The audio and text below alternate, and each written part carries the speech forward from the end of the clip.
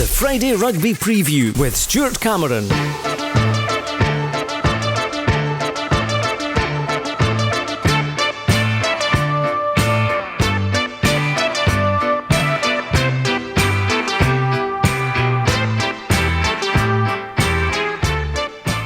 Hello and welcome to the Friday Rugby Preview, and as usual I'm joined by Robin Purdie. We'll start with a brief recap of last weekend. In the Premiership, Hawick went to the top of the table as they were the only team from the top four to win last Saturday. They beat Selkirk 36-8, while Currie, Mar and Heriot's Blues all lost. Kelso beat Jed Forest in the other derby, winning by 30 points to 21.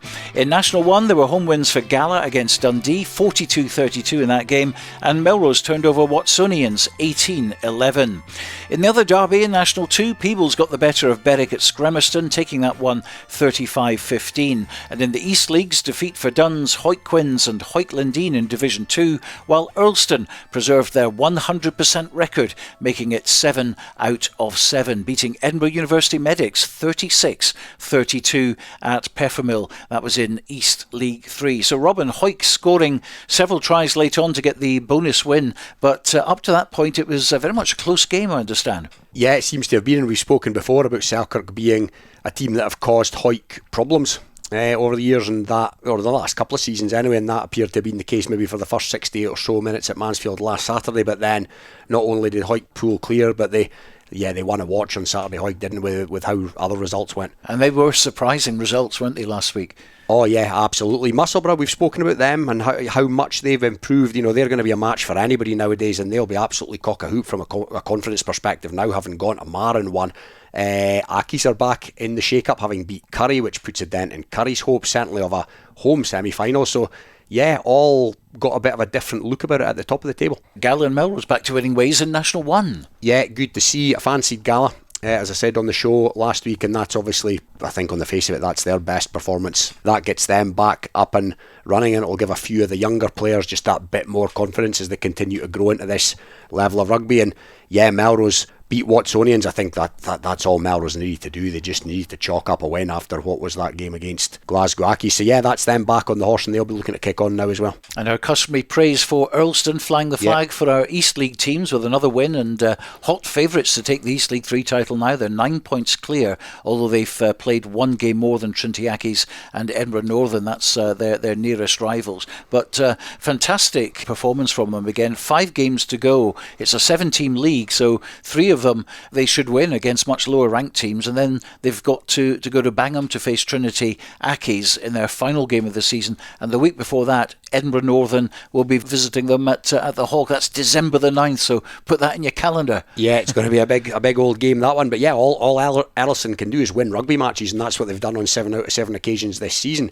I think in those divisions, and I don't think it's any slur to say, away wins are really, really important, because the team that you're facing is inevitably going to be stronger than they are away from home, if that makes sense. You're always going to face a stronger team at home because guys don't want to travel as much and all that kind of thing. So any away win by Earlston, irrespective of the winning margin, is great. And so to tomorrow's games then, involving Borders teams. Starting in the Premiership, we're off to Balgray for Glasgow Hawks against Hawick. It's our live commentary match on Rugby Radio. It's a 2 p.m. kick-off, and don't forget we're on air for an extra hour now that the clocks have gone back, starting at 1:30 and going through until 5. And let's hear from Hawick head coach Matty Douglas. We're now into the second half of the season.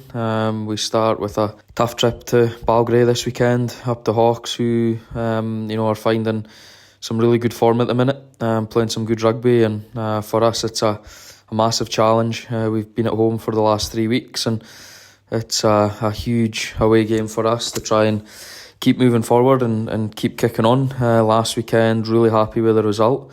I thought the last kind of 15 minutes is where we got our gains, and to score 4 tries in 12 minutes or whatever it was is credit to the players, as Selkirk stayed in the fight. They frustrated us. They pinned us back in our half quite a lot, and they had a good kicking game. So look, the frustration was starting to tell, but there was a little scuffle in that second half that I think probably sparked us into life. And when we got going, we played some exceptional rugby and credit to the players for that, staying in the fight for 80 minutes, and we got a reward at the end of it. So look, we're in a good place, and as I said, we head into this weekend knowing what's needed to win up here. Hawks are a formidable outfit at home. Balgrey is a really, really tough place to go and get any sort of result. So look, we've worked really hard this week and making sure we know exactly what our job is heading here, exactly the way we want to play, and what can we do to put Hawks under pressure. But look, they're coming off the back of a couple of good results, and they've got some big players in there, so we'll need to be at our best. Squad wise, again, pretty much a full squad to pick from.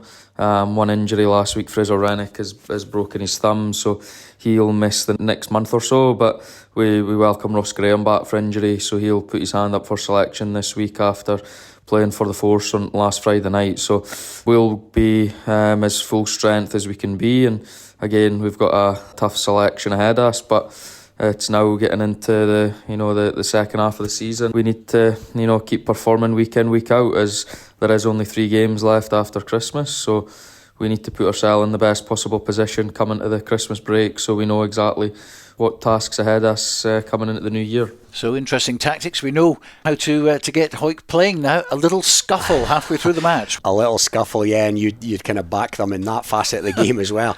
Yeah, Hawick heading up to Balgrey, as Matty says. We were at Glasgow Hawks v Hawick in the Cup semi-final not that long ago, and Hawks were in the fight for 60 minutes, but then Hawick just went up about 3 gears and really did blow them away in the last 20. So yeah, they'll be mindful of that, and Hawks it's a tough place to go, and Hawks are starting to look up the table now rather than down. But yeah, there's Hawick in a nutshell. Fraser Rennick, arguably the best hooker in the league, is out, so yeah, we'll call on either Ross Graham or Russell Anderson. I know, nice, isn't it? Luxury. Embarrassment or riches, I think you'd call it. Certainly is. Now, of course, you mentioned the cup final. That was at Hewenden. Before that, we went to, I think it was Cartha Police Club, That's 3G right, yes. pitch as well. Season so this is the before, first time we've been to Balgrey. We're looking forward to it. Yeah, very much so. And yeah, Hawick came unstuck on the 3G pitch on that occasion. I think it was the only game in Scotland that day at the time, due to weather and other factors. It was rather wet, wasn't it? Yeah, it certainly was. Yeah, Hawick came unstuck there, but yeah, Hawick have got a bit more about them now than they had then, I would say. And again, I expect them to come away with a victory this weekend, although it won't be all that easy. Well, looking forward to that one, certainly. And if you can't make it to Balgrey, tune in for live coverage tomorrow from 1:30 with Robin and Sam Matthews providing commentary. Just go to bordersrugby.net, click on the Listen Live button. It's as simple as that. And we'll be keeping you up to date with all the latest scores as they come in throughout the afternoon, including second half commentary of Kelso versus Musselburgh at Poynter Park with David Ferguson and Alan Tate. That's a 3 o'clock kickoff for that one. Well, let's hear from Kelso Director of Rugby, Neil Hinnigan. We need to improve our defence, especially if we're going to take on with the informed team in the league at the moment, and especially on the scoring front, Musselburgh. So that's probably our focus this week, and we have been working on it training. We've got a fairly settled side this week from last week, and we do welcome back Cammy Thompson to the bench. He's been out since second game of the season against Heriot, so it's great to have him back. And Ewan Thompson, after a man of the match performance for Kelso Sharks away to Hawick last week, he regains his place in the squad on the bench. Dropping out is James Glendinning. He just needs a bit of game time, so he's away with Kelso Sharks, and Andrew Sweeney is unavailable. Apart from that, there's no changes, so that's really, really good. Really settled team. We welcome Musselburgh, obviously winning away to Mar. But after drawing up there 31-all at the start of the season, it was a game we felt we should have won. Obviously looking at some of Musselburgh's results, maybe it was a good 3 points. But yeah, I think there's a sense that this could be another humdinger at Poynter. We're playing pretty well at the moment, and so are they. So should be an intriguing match. We'd also like to give a quick mention to a couple of players who are getting a bit of recognition. Ashton Asante, our tight head prop, and Archie Barber, who's been playing fullback, have been invited along to train with the 20s, Scotland 20s, and I think Ashton might be getting a bit of run for the futures in the Super Six. So it's really good for these players at Kelso to be getting picked, and it's something obviously we want for them. There's 2 or 3 really good youngsters at Kelso at the moment, so it's no surprise to see them getting picked up for honours if they do come from training with them. You never know, they're in the right place when they're there. So that's fantastic news for the club and fantastic news for them. So we wish them all the best on their quest to try and get there in the Scotland 20s if they do. And that's really important, is it, for every club to develop players for the future? It is indeed, and Kelso, Neil's absolutely right, Kelso are developing some, a good crop of youngsters at the moment. I've been really impressed with what I've seen from Barber so far this season, and I believe he works really hard at his game. So yeah, it's no surprise to see him being sort of touted for bigger things, but yeah, Kelso will be looking to maintain his services for as long as possible. Of course, great to see Cammy Thompson back in the fold as well. He's a good player, and I think this looks like almost the toughest game to call this weekend, particularly in the Premiership. Musselburgh have been exceptional in recent times. 8 bonus points out of 9. Yeah, extraordinary. Indeed, and compared to where they were last season, of course, skin of the teeth job in terms of staying up. But Kelso just have a strong look about them, and if Kelso can beat Musselburgh this weekend, they actually go in touching distance of them. Maybe another win would take them there or thereabouts for Musselburgh. So all to play for still for Kelso, and yeah, interestingly, Kelso have conceded less points than Musselburgh this season as well. Interesting what you're saying there about getting close to Musselburgh. Musselburgh in 4th place at the moment. Do you even dare dream that if Kelso get this one, that they might even be looking towards a playoff position? They'd still need to put 4 or 5 together probably, and maybe get another couple of results to go their way in terms of the other teams, because Accies are going to be there or thereabouts, Curry are going to be there or thereabouts, Musselburgh probably still, Heriots are in the shake-up. So there's just a few teams probably from Mar down that they're still going to have a say in terms of how the top 4 pans out. Yeah, and I think looking at Kelso as well, their 3 big games all away. That's gone now. At least they'll get those big teams back at Poynter Park. Yeah, if they can beat Musselburgh as well as the points thing, it'll just continue to give them more of a fillip for the season ahead. And the first target for Neil Hinnigan would have been safety away from the relegation zone. And, well, with 20 points on the board now compared with Jed's 3 and Selkirk with 13, they're fairly comfortable as far as that's concerned. I would say so, yeah. I think you're right as well. A team coming up, if they finish 9th or above, then happy days, in my humble opinion. Anyway, I'm sure Kelso and those in and around the club would have been looking a wee bit higher than that, and they'll certainly say they were looking higher than that. But yeah, to maintain your position as a promoted team, I think is an exceptional achievement for any promoted team, and it looks like they're going to do that now, absolutely. And again, another club that will be looking up the league rather than down.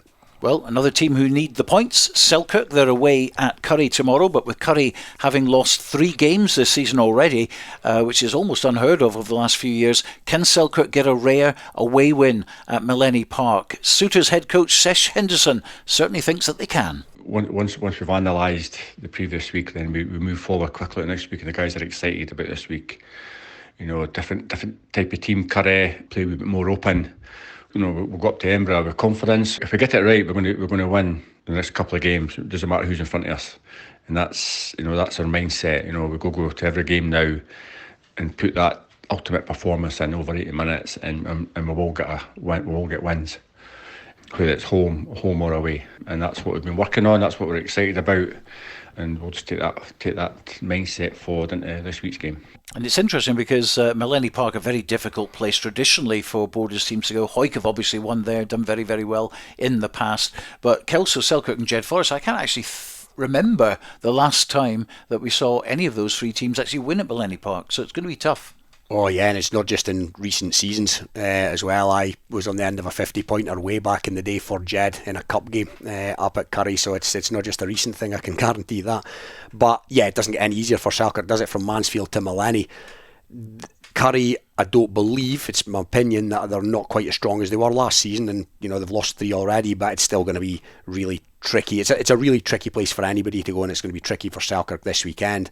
But yeah, they just have to go into the game believing they can win, the positivity coming from the coach there, and they've got nothing to lose, and that's not to belittle them, but again, they're second bottom of the table. Curry are traditional high flyers, and Selkirk have got nothing to lose going into this. Well, Selkirk at Curry tomorrow, and a trip to Rayburn Place for Jed Forest, equally tough for them against Edinburgh Accies, who beat Curry, of course, quite convincingly last Saturday. Here's one of the Jed coaching team, and that, of course, is David Grieve. So on Saturday we were down at Kelso, and to be honest, it was a bitterly disappointing result for us.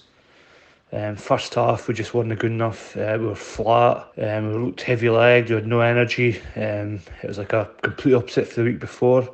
I'm not sure what was wrong with us, so we'll maybe have to speak to the boys about their preparation, but it wasn't good enough. To be fair to Kelso, they were really clinical.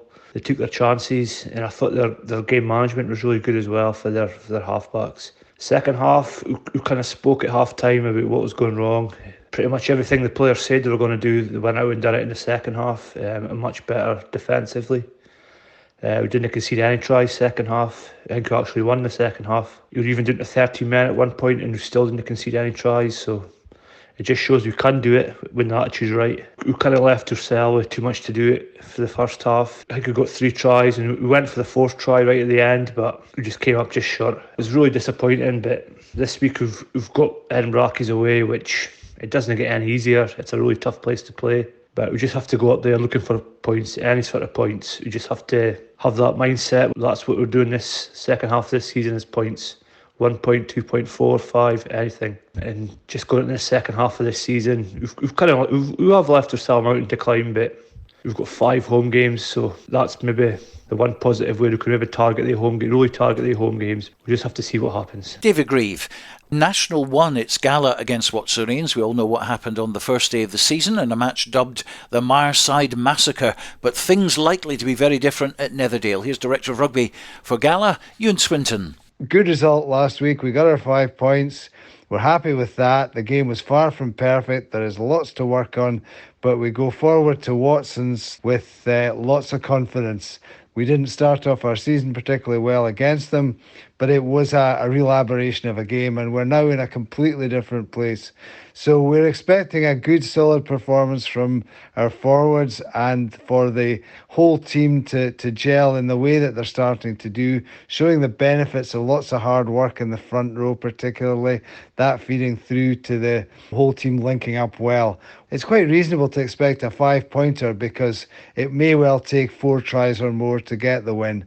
So very hopeful of a good result on Saturday to really get the second half of the season kicked off in a great fashion and take us back to somewhere near to where we hope to be for the season end. Ewan Swinton, the Director of Rugby at Gala there. Well, they jumped a place last week by beating Dundee. They can actually jump a place, at least one place, if they beat Watsonians. Watsonians, of course, losing last week to another border team in Melrose. So, interesting one. They're targeting 5 points from particular games, and why not? And yeah, fancy Gala again to have home advantage count against Watsonians and leapfrog them in the league. Also National 1 then, Melrose after back-to-back wins as they take on GHA. Here's the Black and Yellows head coach, Ian Chisholm. Hamish Derrick will come back into the squad as hooker cover. Hamish played loosehead prop up at GHA the first time round, and look, Hamish is awesome in the loose, and he's just a young lad. He's 18-year-old, and he's getting better and better all the time. But where Hamish really puts himself forward is his versatility, because not only can he play in the front, right across the front row, he could probably play in the back row as well. We welcome back Craig Fairbairn, who dropped out the squad on Saturday morning last weekend through a bug and illness, and he's a big player for us. He's a really physical player. He gets us going forward.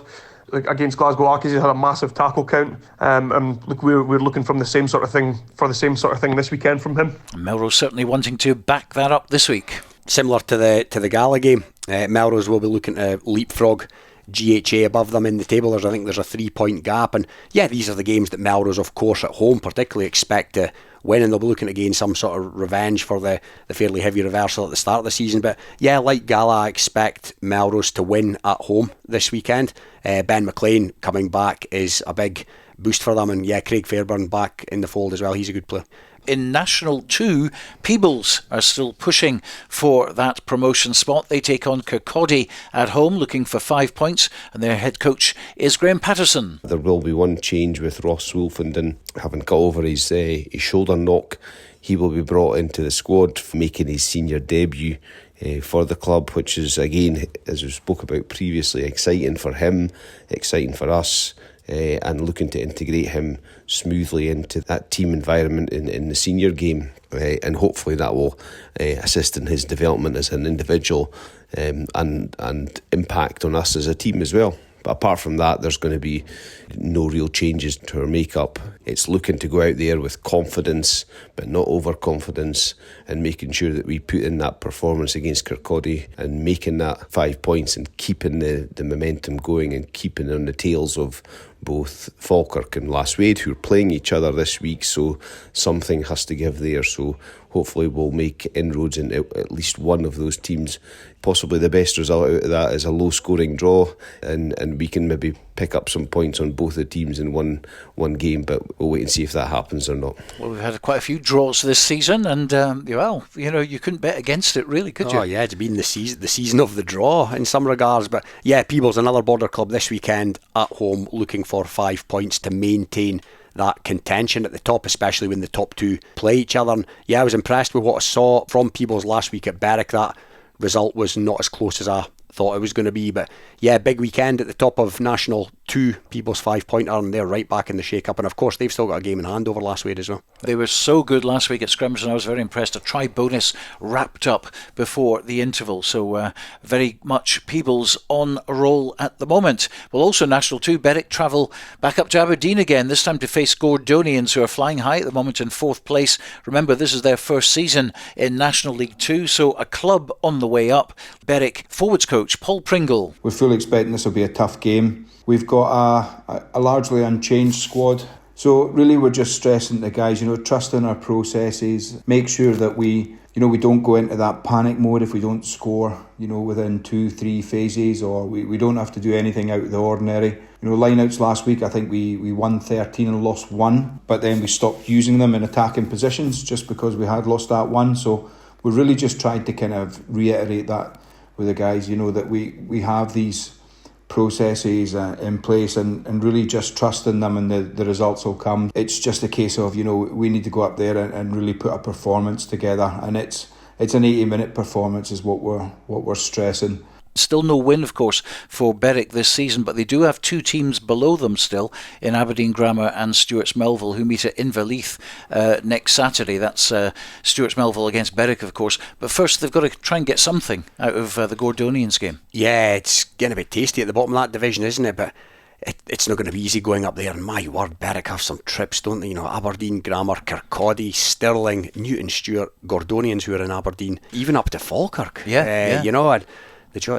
National Rugby. There it is in a nutshell. But no, it's not going to be easy this weekend for Berwick.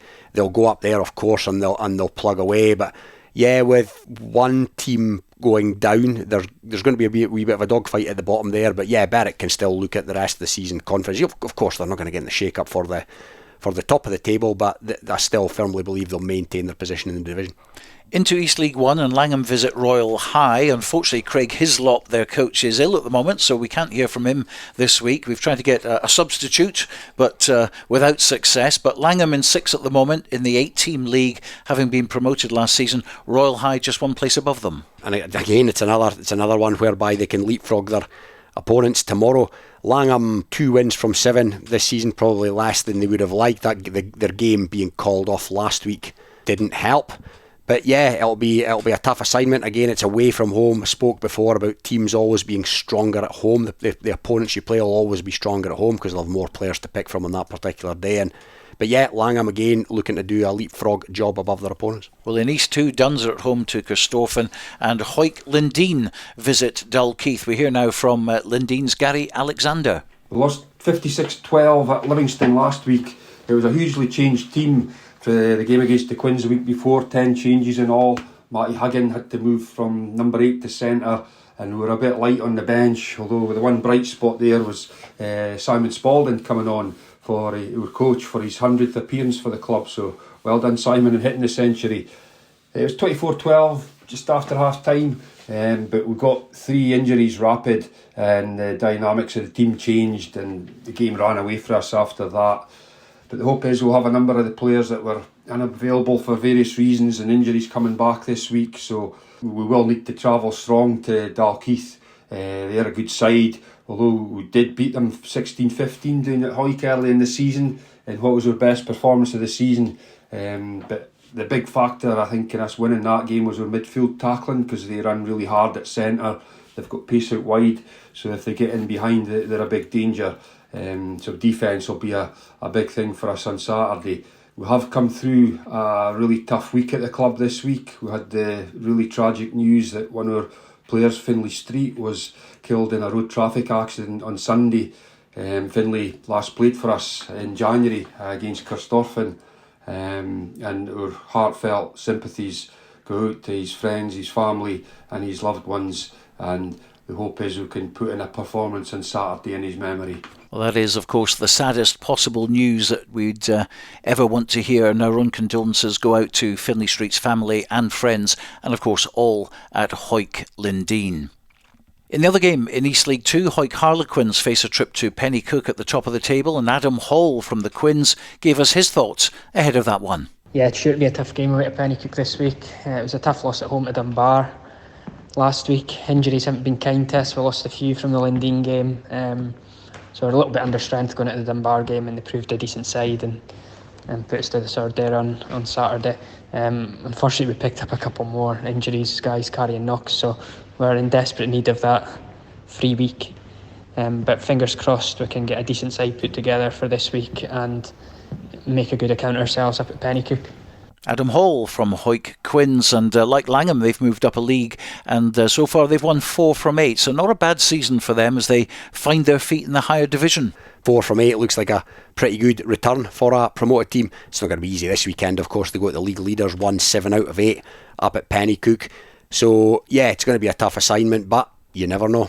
Well, finally today we visit East League 3, and Galloway M will be hosting Trinity Academicals on the back pitches at Netherdale, while league leaders Earlston travel to play Lismore, who are struggling at the bottom end of the table with just 1 win so far. So on paper, you'd expect another win for Earlston, but let's hear from head coach Cammy Hill. Last week we managed to come away with a really good bonus point win at Edinburgh Unimedics, but again we had to leave it till the very last play of the game. But in a way, it's really starting to show the character of the players now. The never say die attitude. That's been the last 3 weeks we've played to the final whistle and we've come away with a result.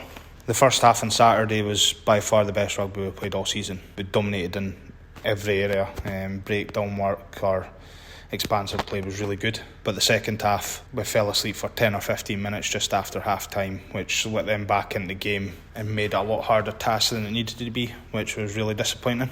But looking ahead to this week, we're back on the road and we're off to play Lismore, which will be another good test. And as the weeks go on, regardless of who you play, the task's going to get harder and harder because everybody's wanting to beat you. Lismore have brought in a new coach in the last few months, so I would imagine what we played at the start of the season will be totally irrelevant to what we're going to face this weekend. From the start of the season, if it's anything to go by, they wanted to pin us back in the corners and rush defence and try and make mistakes. So obviously this week we've been working a bit on our back three and our defensive exits with that.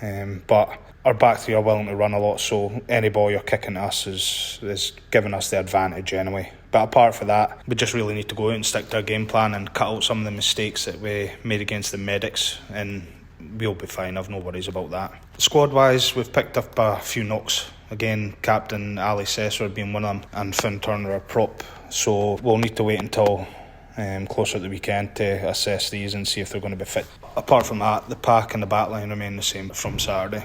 So here's hoping we can come back down the road with some more points on the board. Cammy Hill, the head coach and player, of course, at times of Earlston Rugby Club, and I think they're enjoying their time in the spotlight, and rightly so. It's on merit. Oh, and why not? It certainly is on merit. You can't ask for any more than 7 from 7, and they're going to play a team that's only won 1 game this season, Lismore, albeit they're travelling away from home.